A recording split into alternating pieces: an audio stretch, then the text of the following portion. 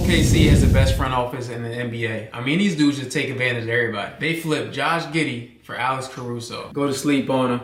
Yeah, we are.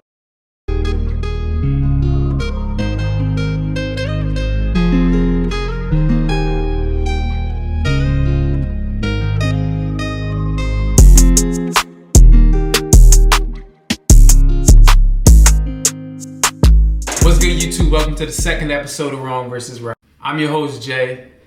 Today we're going to be breaking down the best off-season moves for the Western Conference. If you missed my Eastern Conference video, hit that link above. Check that out. Hey, as always, like, comment, and subscribe. Hit that button down below. If you're doing the West Coast, you know I had to put Steph Curry on the shirt. Go to sleep on him.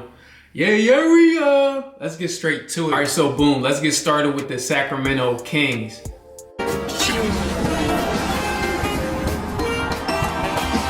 Every NBA fan should know at this point the Sacramento Kings made a huge acquisition all season. They added Demar Derozan from the Chicago Bulls. We all know Demar Derozan is a gifted scorer. He has an old school game. He's the last of a dying breed in terms of the mid-range game. Best mid-range player in the entire NBA. You know, he'll sauce you up, give you a little pull up from mid-range, right? Old school game.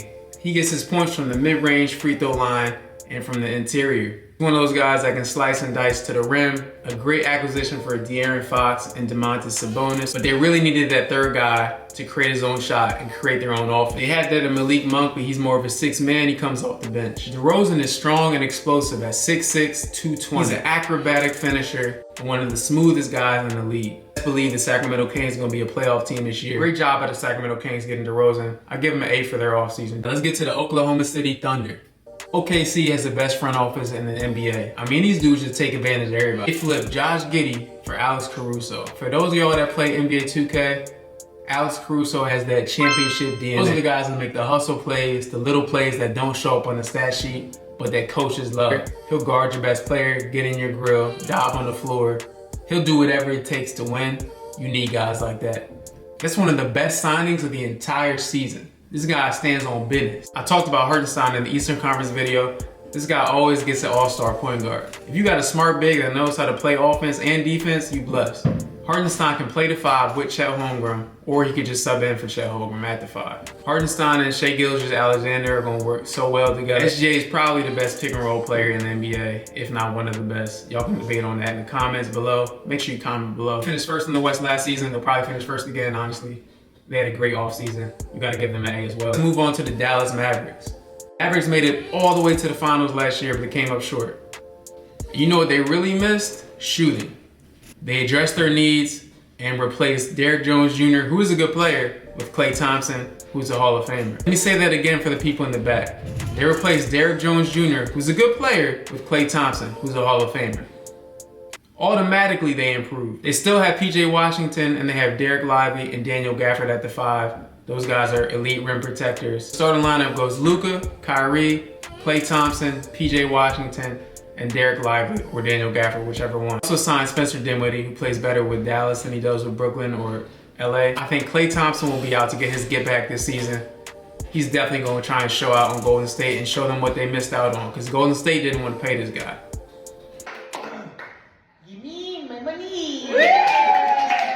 Klay is going to be out to prove something this year. Or should I say reprove what we already know? That he's a Hall of Famer and probably the second best shooter of all time. Overall, I give the Dallas Mavericks an offseason grade of a B+. Let's move on to San Antonio.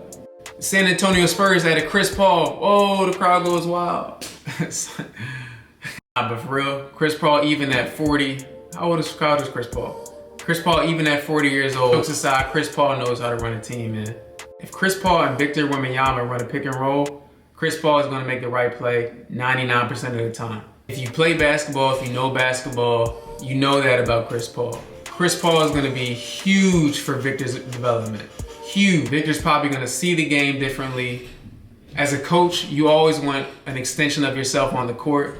Chris Paul is the epitome of that. He's a coach on the floor.